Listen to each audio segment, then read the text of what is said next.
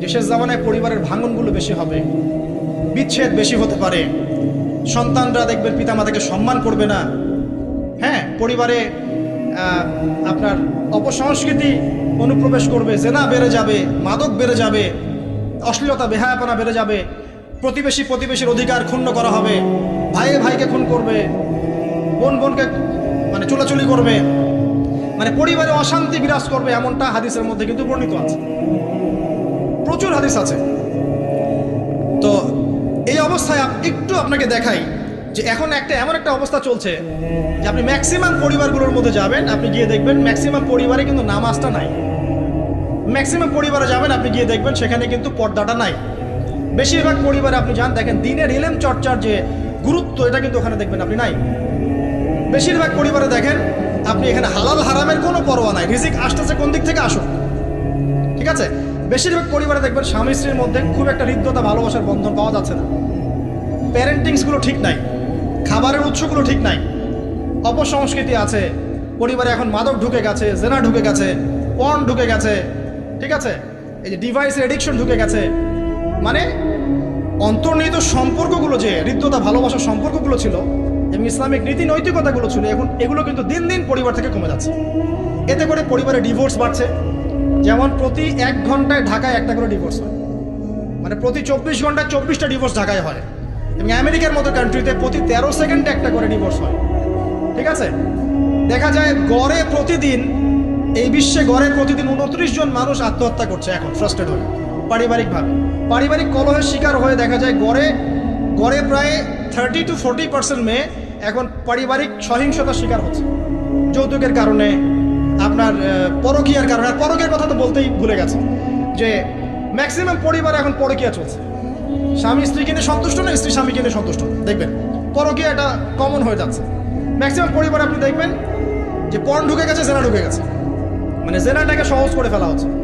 এবং প্রগতির নামে আমরা এখন এমন কিছু কালচার লালন পালন করছি যেগুলো আস্তে আস্তে আমাদেরকে ইসলাম থেকে সরিয়ে দিচ্ছে।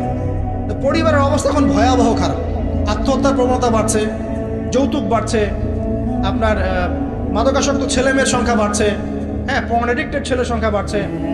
এরা না দেশকে কিছু দিতে পারছে, না সমাজকে, না জাতিকে। এরা কিন্তু আসলে সম্পদ না, এরা বরং বোঝা হচ্ছে। দুনিয়াবি বিষয়গুলোকে অনেক বেশি গুরুত্ব দেওয়া হচ্ছে, এতে করে দিনটা কিন্তু সংকুচিত হচ্ছে। তো এগুলো বলতে থাকলে অনেক সময় চলে যাবে। তো এক কথায় পরিবারের ভাঙনটা এখন বেশি এবং পরিবারের নীতি নৈতিকতার অবস্থা খুব খারাপ। এর কারণগুলো আমরা ফাইন্ড আউট করলাম। কী কী কারণ?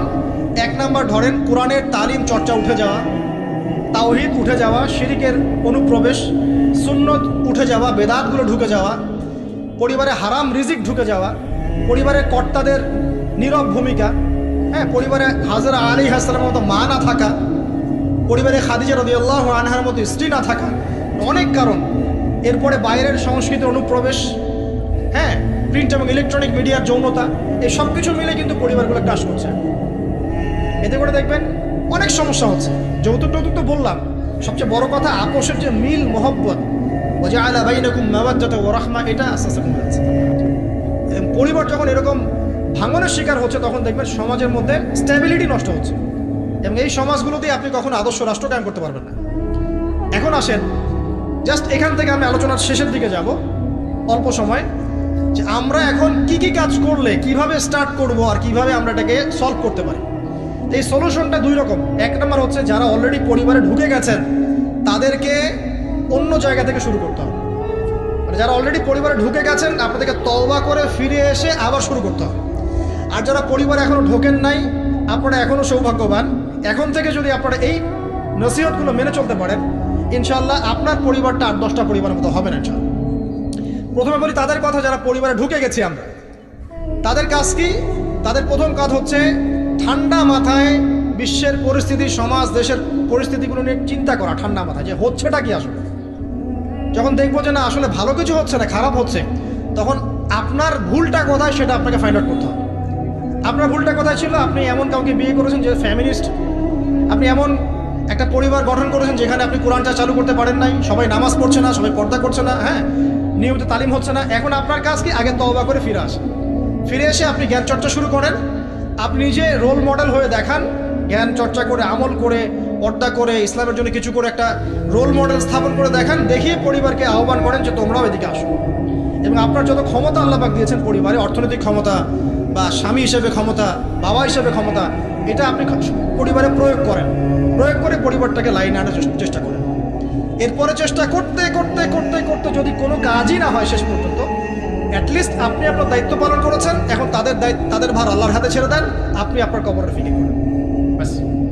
যার যার হক তাকে তাকে দিয়ে দেন, নিজের হকটা আল্লাহর কাছে চেয়ে নেন।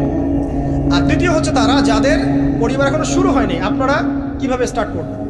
প্রথমে বলবো জ্ঞান চর্চা এখনই করে নেন, জ্ঞান অর্জনটা এখনই করে নেন। পরিবার গঠন হয়ে গেলে অনেক রেসপন্সিবিলিটি আসবে, তখন ডিফিকাল্ট। তো জেনারেল লাইনে পড়া, ইসলামিক পড়া একটা ব্যালেন্স করেন। আমি বলছি না জেনারেল পড়া ছেড়ে দেন, আমি এটা কখনো বলি নাই। ওটা পড়াশোনা করেন, ইসলামিক পড়াশোনাগুলো করেন, একটা ব্যালেন্স করেন। করে আপনি 5 ওয়াক্ত নামাজ শুরু করেন, আল্লাহ রাস্তায় সময় লাগান, কোরআন তেলাওয়াত করেন, আলেম ওলামার সোহবতে যান, হ্যাঁ, আত্মশুদ্ধিমূলক কাজ করেন, সমাজ কল্যাণমূলক কাজ করেন। পাশাপাশি আরও বলবো যে দিনই কাজে ব্যস্ত থাকেন, দিনই কাজে ব্যস্ত থাকেন, ভালো কাজে ব্যস্ত থাকেন। এভাবে নিজের ভিতরটাকে আগে পরিশুদ্ধ করে নেন। এরপর আপনি একটা হালাল রিজিকের চেষ্টা করেন, একটা হালাল পবিত্র রিজিক হোক, সেটা কৃষিকাজ। লজ্জার কিচ্ছু নাই, কৃষিকাজ লজ্জার কোনো প্রফেশন নয়, গর্বের প্রফেশন। কারণ আল্লাহ পাক বহু নবীকে রাখালি করিয়েছেন, পশুপালন করিয়েছেন, জানেন? মুসা আলাইহিস সালামকে আল্লাহ পাক পশুপালন করিয়েছেন 8 বছর 10 বছর। এগুলো কোনো লজ্জার প্রফেশন নয়, এটা গর্বের প্রফেশন। আপনি হালাল রিজিক, অর্থনীতি হোক, আপনার কৃষিভিত্তিক হোক, বা ব্যবসা করেন হালাল কোনো, বা গভর্নমেন্ট জব, বড় বড় গভর্নমেন্ট জবের জন্য ট্রাই করেন, সেটাও ভালো। যদি না পান, বেসরকারি জব পান, আলহামদুলিল্লাহ। খেয়াল রাখবেন, জব করতে গিয়ে, ব্যবসা করতে গিয়ে এবং রিজিকের সন্ধান করতে গিয়ে আপনার নামাজ যেন ছুটে না যায়, আপনার রিজিকে হারাম যেন ঢুকে না যায়, আপনাকে যেন সুদ খেতে না হয়, আপনাকে যেন ফ্রি মিক্সিংয়ে যেতে না হয়। এগুলো খেয়াল রাখেন।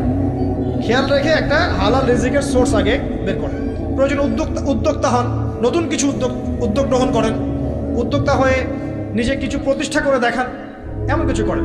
এরপরে আপনি বিয়ের ফিকিরটা করেন, রিজিকের ব্যবস্থাটাকে করে নেন, তারপরে ওদিকে যান। আপনার আপন ভাই হিসেবে আমি কথাগুলো বলছি, মনে করেন।